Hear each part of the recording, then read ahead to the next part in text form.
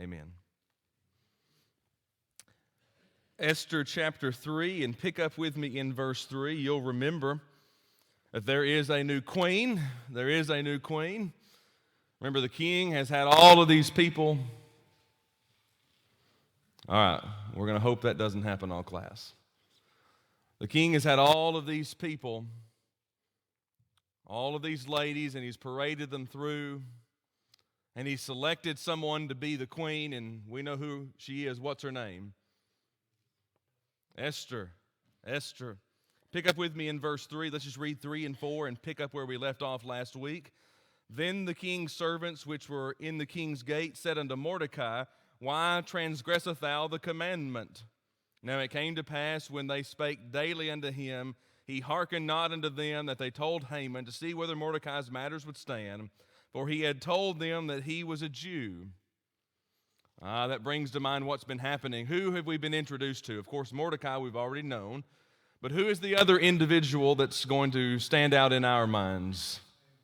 Haman. What do we know about Haman? Let's review him for just a minute. He's a rascal. I thought you said radical. I knew I didn't. He's a rascal. That's a good term. What else do we know about Haman? A schemer. What else do we know about him? He didn't like the Jews. That's going to be very evident very soon for us. He had an ego problem. You're right. But what else do we know? Remember in verses 1 and 2, who promoted Haman? The king. Let's keep that in our minds as we study. Here was Haman. Evidently, he had a work ethic that was good, a work ethic that got attention to himself, whether he was after that attention or not. And he was promoted.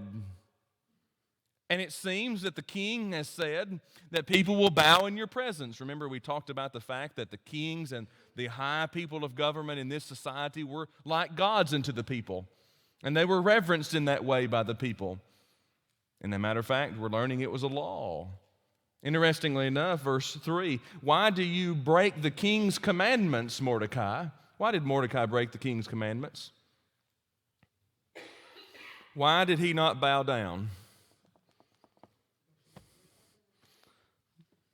Because he knew the one who you really gave your reverence to. And we talked about the fact that God did not allow that, and Mordecai understood that. And thus we pick up today in verses 5 and 6. And when Haman saw that Mordecai bowed not, nor did him reverence, then was Haman full of wrath. And he thought scorn to lay hold on Mordecai alone, for they had shown him the people of Mordecai. Wherefore Haman sought to destroy all the Jews that were throughout the whole kingdom of Ahasuerus, and even the people of Mordecai. Now, what implication does that have? What implication does that have? He wants to destroy all the people. What does that mean? Who does he want to destroy? The Jews, but let's get specific with two names. Mordecai, we get that one. That's name number one. Who's the second name? Maybe I need to ask it this way. What's her name? Esther. So here Haman, he's upset. I think that's a mild term, don't you? He's mad, he's angry, he's blowing the steam. And what does he want to do? Well, first of all, I want you to notice this. He thought scorn to lay hands on Mordecai. Notice this word, alone. What was Haman's first thought? I'll kill him, and I'll do it myself. What does anger lead to? Wrath, hatred, malice. Let's add another one. What else does anger lead to? Murder. Has anyone in the Old Testament been angry enough to kill someone else? What's the first occasion you read of anger and murder? Cain. Remember, he was very wroth, he was very angry, and he slew his brother. Here's the same anger being presented to us again. Here is Haman. What's he angry about? Well, this Jew did not bow down to me. That's Haman's motivation to anger. Now notice the way I said that. That's his motivation to anger. That was not his anger. His anger came from himself. And I find it very impressive he wanted to lay hands on Mordecai alone, but I find it also very impressive that he wants to destroy all the Jews that were throughout the whole kingdom, even the people of Mordecai. I find that to be very, very impressive. Haman thought at first he would just destroy Mordecai. But on reflection, his anger and his power, and as we've noted just a moment ago, his ego promoted him to kill a nationality of people, didn't he? Does that sound any different than history of modern times? Has anyone wanted to ever extinct an entire group of people? That's happened. Hitler. We can get in the same family of people. But has it ever happened in other scenes? Of course it has. And there's a root cause, and it's anger. And here it's such a simple thing. This man would not bow down to him. And that caused such an anger. Makes you wonder what he would do if it was a serious offense. Pick up with me in verse 7. Who? I have to ask you who. Haman. He was of this lineage of people we're talking about that have the Jews captive. Here we go in verse 7. In the first month, that is the month Nisan, then the 12th year of King Ahasuerus, they cast pur, that is the lot before Haman, from day to day and from month to month to the 12th month, that is the month Adar. During the 12th month of this king, from the first month to the 12th month, and I want you to notice this, from the first month to the 12th month. How do we detail a year? From the first month to the 12th month. I want you to see that. Nothing has really changed in the scope of counting time. How do we count time as regards to minutes and seconds? We use a watch or a clock, but what did they use during this time? Probably a sundial, most likely. It was also during the Roman hours or the Roman years. They would use sundials, and they would count the sun in the sky based on how many fingers are off of whichever way the sun is positioned in the earth. So isn't it interesting here? They're counting the months in the same manner. They're counting the days in the same manner. I just want us to see that. I think that's very important that it's placed here. But the casting of these lots took place on the occasion of this very specific month, within the day of the year being tested to see if it would be a good measure. Now pick up verses 8 and 9, chapter 3, verses 8 and 9. Let's see what happens. And Haman said unto the king, there's a certain people scattered abroad and dispersed among the people of all the provinces of thy kingdom, and their laws are diverse from all the people. Neither keep they the king's laws. Therefore it is not for the king's profit to suffer them. If it please the king, let it be written that they may be destroyed. And I will pay 10,000 talents of silver to the hand of those that have the charge of the business to bring it into the king's treasury. Okay, what's happening? What are we learning? Let's just ask this question. What are we learning about Haman? Well, he's devious, so he has his plan. So what does he do? He goes to the king, and then how does he start this out? Well, there's these people. And they're just, they're all over your kingdom. They're in all the provinces. They're in all the little places. And they just don't keep your law. And they're divisive. And they want to do things for themselves. Then he goes into some money matters, doesn't he? He says, let me take care of this, king. And if you do this way, I'll put this much money for every hand that takes care of the problem that I'm presenting to you. That does sound like a bribe, doesn't it?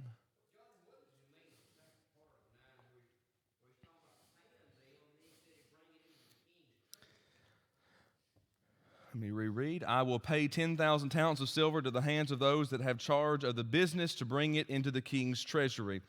Most likely it has reference, if you look at this particular scene, not only to give the 10,000 talents of silver, I believe it has a reference to paying those that handle the issue and putting money into the treasury and taking all of their possessions and bringing that into the kingdom under the king's treasury. Spoils of war kind of thing. So he says, we'll go through and we'll destroy all these people. I'll pay for it. I'll take care of it. I'll put money in your treasury, and all the spoils we'll put in your treasury. That's the idea that's happening here. In other words, who's going to profit? The king. The king's going to profit. Who's going to lose money? Haman. Now, what does this tell us about Haman? He's got money. How much money? Well, here's how I'm going to say it. A lot. I don't know how much he has, but he's willing to spend a large amount of money to kill an entire people. What does that tell you about the world's outlook of life?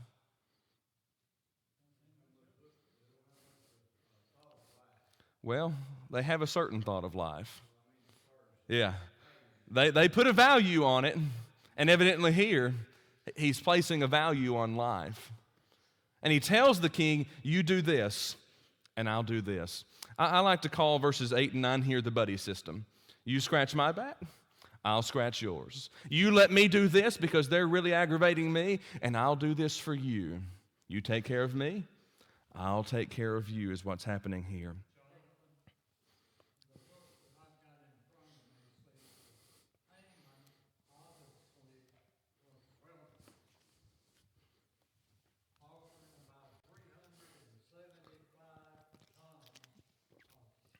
Mm-hmm. Yeah. You just imagine it. He's going to put 10,000 talents into the hands of those that work. That's just not one set. It's an impressive amount, isn't it? I wonder how many 10,000 pounds will be valued in today's dollar. It'd be big money. It'd be big money. But here's what he's doing. He's trying to kill a group of people. That's the problem. When you hit verse 12, here are the king's scribes. Now we got a problem, don't we? We're learning about Haman in verses 8 and 9, and especially in verses 10 and 11, and we're learning about the king. What do we learn about the king? Well, in the beginning of all of this, in Esther chapter 1, what happened to the king? He was having this great party, and someone came up and said, why don't you get rid of your wife? What did he do? He got rid of his wife. In the latter chapters 2 and 3, he's sulking a little bit. Remember, he remembered what he had done. He remembered Vashti, and he was just moping around. And someone came up to him and, why don't we gather all these women and you find you a new queen? So what does he do? He gathers all the women and he finds a new queen. Now all of a sudden, someone comes to him with money and with an idea, and what does he do? Okay, yeah, okay. He does not have an original thought, nor do I believe he has a backbone.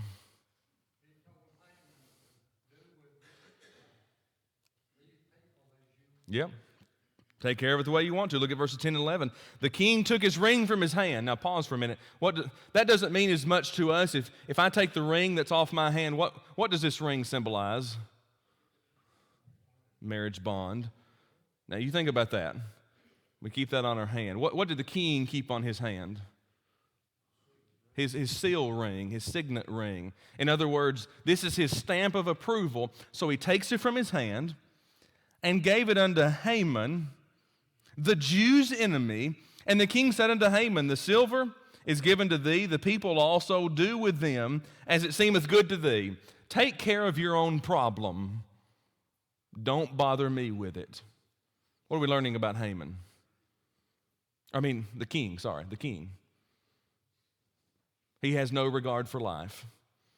Here a man comes, I'm going to destroy an entire group of people. What's his response? Do what you want. Do what you want. Yeah, you take care of the money. Just make sure the money goes where it goes. What we're also learning about the king is he's a little bit trusting, isn't he? Now, I don't know about you, but if I were king and I had that ring on my hand and I took it off, would you want to just give it to anyone to do as they pleased? Because what does that mean? What does that mean the king is doing in this scenario? He's giving his stamp of what? Approval unto what is happening. Now, that should be a great mention for us. That should be a great mention for us. When we support places, when we support things, when we give money to things, what are we doing? We're giving our stamp of approval unto the things. So we need to pay attention to what's happening in life. But we also learn of the king, he doesn't ask questions. He doesn't ask questions. Do you ask questions? Do we ask questions? What's this going to do? Is there going to be any help with this? Is anything going to be right? He just gives his ring of approval. And then verse 12, the decree to destroy the Jews is brought in. Then were the king's scribes called on the 13th day of the first month, and there was written, according to all that Haman had commanded, unto the king's lieutenants and to the governors that were over every province, and to the rulers of every people of every province, according to the writing thereof, and to every people after their language, in the name of King Ahasuerus was it written, and sealed with the king's ring. And did you notice anything impressive in those two verses? What stands out to you? 12 and 13.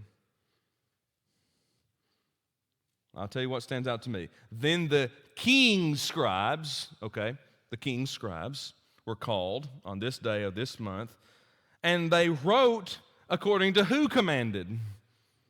Well, it wasn't the king. And then at the end of this letter, it was signed in whose name? The king's. So you've got the king, Haman, the king. Seems the king is a great puppet in this game that's being played of a man who has a vendetta or a vengeance against one other man to destroy all of those people. And thus, verse 13, you'll notice that this was written to every people after their language. Get a grip of how big this kingdom was for just a minute. How many languages were there? Well, estimations give us at conservative numbers about 3 languages. More modern or liberal numbers give that idea of 6 to 8 languages inside of this kingdom. How big was this kingdom of people? It was a world empire. Multiple languages. Look at the power of this king and look at how he treats his power. He just takes that ring of power off, hands it to someone else and says, do what you want. And it's signed in the king's name. So that tells us a lot about the king, I believe. Kingdom is compared to today's boundaries of modern countries. Well, I tell you what, I will get us a map one week and overlay so we can see where this kingdom would have been territorial-wise compared to modern day. I'll do that. That way we can see it visually, because if I explain it to you, it'll be like you trying to remember an atlas or a map, paper maps. We used to use those. My dad used to still probably has one in the truck. Yeah, see, he does. Still keeps that out. We'll all be confused by the time I try to explain this, so we'll get a visual of it one day. So here he is given this decree. Now notice what happens in verse 14. This is important to the account that's happening here, verse 14. The copy, and the letters were sent by the post. What's the post? The post office. Get the idea there. And the letters were sent by post into all the king's provinces. Now listen to how this is worded. To destroy, to kill, and to cause to perish all the Jews, both young and old, little children and women, and one day, even unto the 13th day of the 12th month, which is in the month of Adar, to take the spoils of them for a prey. The copy of the writing for a commandment to be given to every province was published unto all the people, that they should be ready against that day. The post went out, being hastened by the king's commandment, and the decree was given unto all the palace. And the king and Haman sat down to drink, but the city Shushan was perplexed. What does that mean? What's perplexed mean? That they were extremely confused in a disturbing, that's a good way to look at it, in a disturbing way. There was great anxiety placed upon all the people as they read this letter, because what this letter meant is the kingdom is to kill all the Jews.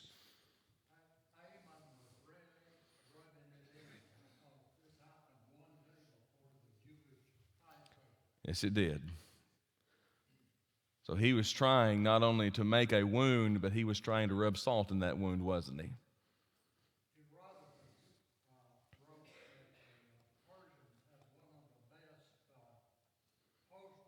Yes. Yeah. They could get paper around the world, and they did. Now you just think about what's happening here. When we need a copy of something, where do we go? The copy machine, and we just press a couple of buttons, we lay something on some glass, and before we know it, at the end of the day, what we needed is duplicated however we want it. How did it happen in this kingdom? Did they go up to the copy machine? No, the scribes and all of these people made the copies of this decree, and then it was hand delivered. You go and put it in the mail, they get in that vehicle and they just move it on about. They put it on a bigger truck and they move it through the world. If you need to get it somewhere else, they put it on a plane and they ship it over the world. Not what we're talking about. Look at the speed of this kingdom. It didn't take long for this decree to be made in the king's name, for it to be copied by the scribes, for it to be delivered to the post, and then it to be sent out to the rest of the world. And it caused great anxiety. Now we're going to come on to something in verse 15 that has been the king's problem many times before. What happens at the end of verse 15? King's back to his ways. They sat down to drink. Now, you and I know, as we've studied this before, if we're going to look at any word that means to drink, it's based on context. Now, some people will argue that there's not enough context to say this was alcoholic or not. I won't argue that. But just consider the idea here. What has the king already had a problem with? He's had a drunkenness problem. Now, all of a sudden, this great decree has been sent out, and Haman's there boasting with the king, and what are they doing? I won't argue with anyone who wants to say they were doing something they should or not. But it seems interesting that the king and Haman sit down to have a great time, while the whole city here is left in great confusion. Sounds to me like the king is allowing outsiders to tell him how to run his own kingdom. Boy, doesn't that sound like a modern problem, isn't it? Do we ever do that? Let's be honest. We ever let the outside world teach us how to, let's just get a few illustrations. Do we let the outside world teach us how to dress? Now, I don't have little girls, but I understand something. What influences them? You know that too. Does our world teach us how our home should look? And how we should spend all of these thousands of dollars treating a temporary dwelling? Don't get me wrong. I'm not saying we should not take care of a home. We should. But do we keep up? What's that family we all try to keep up with? Joneses. Boy, everybody knows the Joneses. I've never met them yet. Have you? But they influence us every day. You talk about our children in school. Are they ever influenced to be like everyone else? Yeah.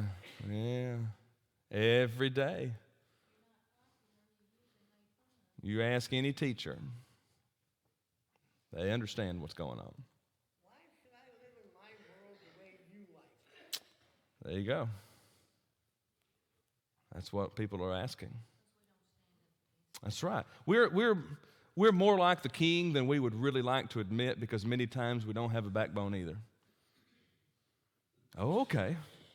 That's the king's greatest phrase. Okay, take care of it. And many times that's how we're influenced by the world. For the king, it was people inside of his kingdom coming in behind secret doors and whispering into his ear, as it seems, why don't you do this? Why don't you try this? And many times things happen to us very publicly, and we fall right in line with the world. We can learn a lot from this book if we make modern applications to it. But thus we enter into chapter 4, because here's Mordecai back. Now I want you just to read the first phrase of chapter 4, verse 1, and I want you to see Mordecai, because we need to take a lesson from Mordecai. He's going to teach us something here. When Mordecai perceived all that was done, okay, pause right there, just stop. Mordecai hears of this law. He sees the city is greatly perplexed in anxiety. What does he do? He just takes a moment to review everything that has taken place. He perceives all that was done. Then notice this. Here's the essence we need to learn. Mordecai rent his clothes, put on sackcloth with ashes, and went out into the midst of the city and cried with a loud, bitter cry. When Mordecai came into possession of these facts regarding this new law, what did he do? I don't think I would call it having a fit.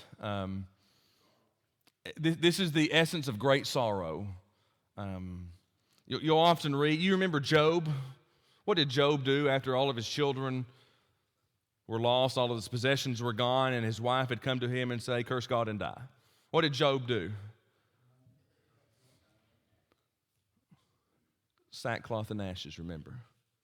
Go back and read the book of Job. Now, Job did some things that most would not approve.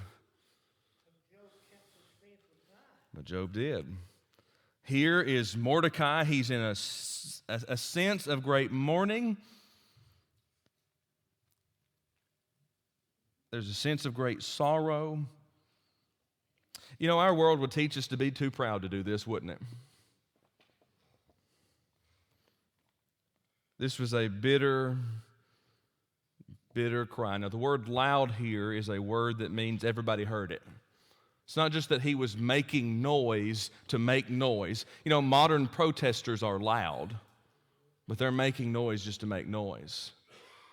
Here he was in his bitterness, or in his tenderness, making noise which was loud.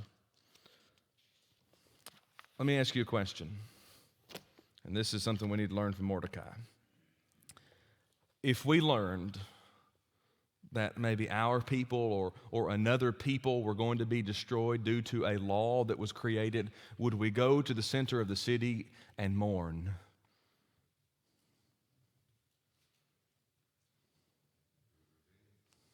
We'd want revenge. Would we mourn? We should. We should. Now notice verse 2. This is going to give us the impact of what Mordecai is doing.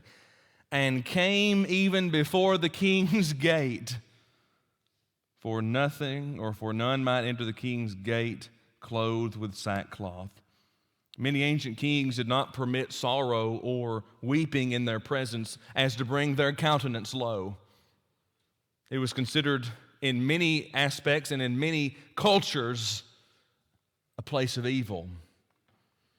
The custom was followed in Persia, and for Mordecai, he could not even enter into the court's gates. He could not proceed any farther. He was at the gate, and he was stuck.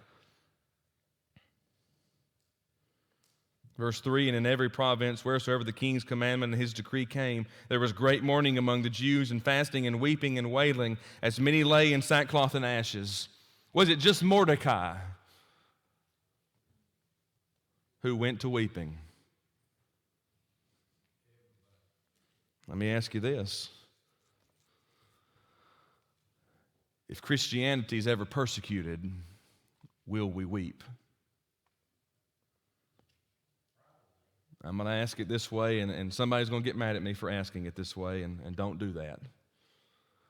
Or is this just a social club?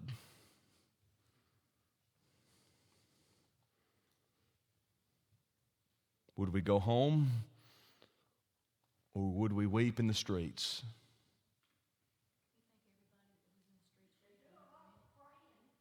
We sure need to do a lot of praying. Do what now? In the scenes of what's happening here, we're given no indication that this weeping was false. Now you understand, as I understand, when we get to Roman times, they were professional mourners. And if there was a funeral, the family could bring in professional mourners to make a great scene of weeping. We see no indication in any area that the Jews here, especially, now think about this, they're weeping because what's going to happen to them?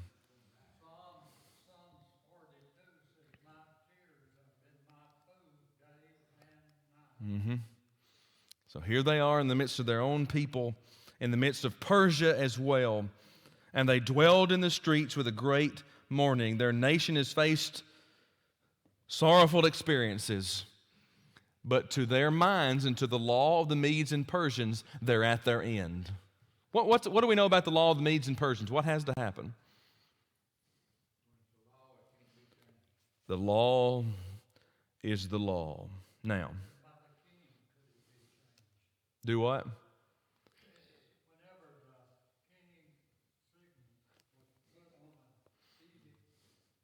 That's right. Even the king, sorry. Even the king cannot change this law. That's right. That's right.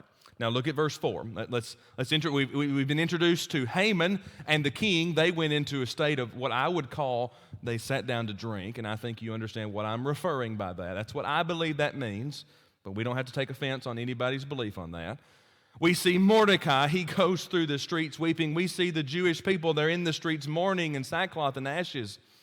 Now, sackcloth and ashes, we didn't mention this, but it's the height of mourning. And now we've seen the queen, verse 4. So Esther's maids and her chamberlains came and told it her. Then was the queen exceedingly grieved, and she sent raiment to clothe Mordecai and to take away his sackcloth from him, but he did not receive it. What is Esther's first motive? She grieves, but who is she looking after? Well, the Jews, of course, but who specifically? Mordecai. Mordecai, the one who has raised her, remember? Mordecai's mourning was brought attention to Esther by her attendants. She didn't know. It seems here, and I think we'll learn this as we go through, it seems here that she didn't know of this new law. She was grieving on the behalf of Mordecai. This is a weep with those that weep scenario. Here her essence, the one who raised her, was in sackcloth and ashes, and it was to the point that people noticed that were around the queen, and that news got back to the queen.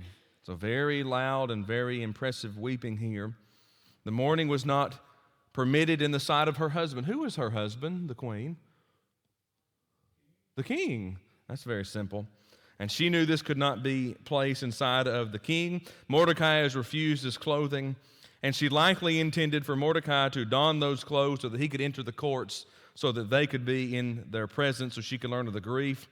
But look at verses 5 and 6. Then called Esther for Attach, one of the king's chamberlains, whom he had appointed to attend upon her, and gave him a commandment to Mordecai to know what it was and why it was. So Attach went forth to Mordecai to the streets of the city, which was before the king's gates. So she sends out someone who was given to her by the king to take care of her, to do her bidding, to take care of her work. And she says, go out there and find out why he's weeping. What does that mean about the queen?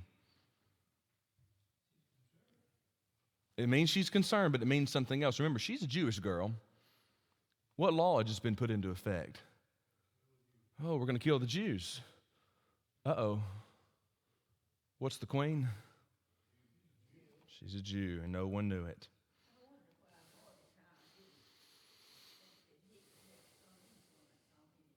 I also wonder that.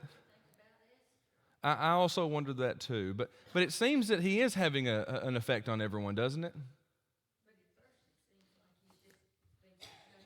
That's right, it does.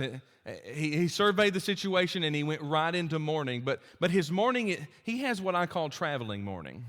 He started in the streets, but he makes his way unto the queen. I think there's something that he can do. So he goes, it seems, to check on her, because this is not the first time that Mordecai has went to the king's gates, the king's court, to check on Esther. I honestly believe that some of the scenes that's happening here, he's going to check on Esther. So she sends this man out to find out what it is. And you and I both know what's going to take place, don't we? What news is she going to receive? Verse 10, and Esther spake with this man and gave him commandment unto Mordecai and all the king's servants, the people of the provinces, do know that whosoever, whether man or woman, shall come into the king's gate and the inner court is not called, there is one law of his to put him to death, except such whom the king should hold out the golden scepter. What's happening here? Of course, I just skipped over a few verses on us, but that's right. She wants to approach the king, but we've got to back up because I skipped. She found out that her people were going to die, but also she found out who was going to die. She was. That's verses 7 and 9. Told of all the sums of money. Isn't it interesting that you can't keep money a secret? You can pay for something, but it won't be a secret very long. Isn't it interesting that's not a modern problem here? The sum of money that Haman promised to pay the king's treasury for the killing of the Jews. We're going to have to stop here today, unfortunately. But here's what we know. queen is about to take the cause of her people up. But I want to make this illustration as we close. Would we take the cause of our people up? Would we cry in the streets? Would we go to the king's gate? Would we enter into the presence of the king even if it meant our death? To plead the cause of the innocent. We're going to make some application of that next week. Thank you so much for participating in class this morning. And don't forget, tonight we're meeting at what time? 5. Don't forget that today. That'll be in the announcements all morning. Thank you so much.